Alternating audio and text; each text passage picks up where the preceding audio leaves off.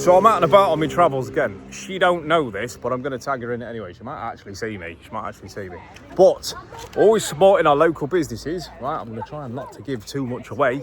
But this is the Candy Garage. And there's Jack as little Frankenstein. But this is their Halloween setup, right? And that, I believe, is for charity. She can correct me when I tag her in it. And obviously you can see. But that's the Candy Garage right there. Local business. So give us some love. A little car's here as well, but I'm not going to show that because it's got reg plates on. We don't do that, do we? So, Jack, what do you think? That skeleton's scary. Skeleton's scary? Yeah. Is it? Is it?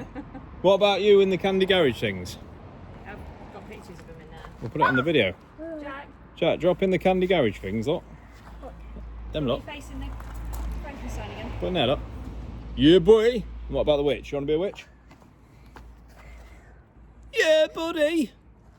He loves it, doesn't he? Anyway, we'll round that video up nicely and we'll start bothering them outside their own workplace. And we're going to get Jack to bed because he's had a long day. But Candy Garage, give him some love, guys. And this is all for charity as well. Peace.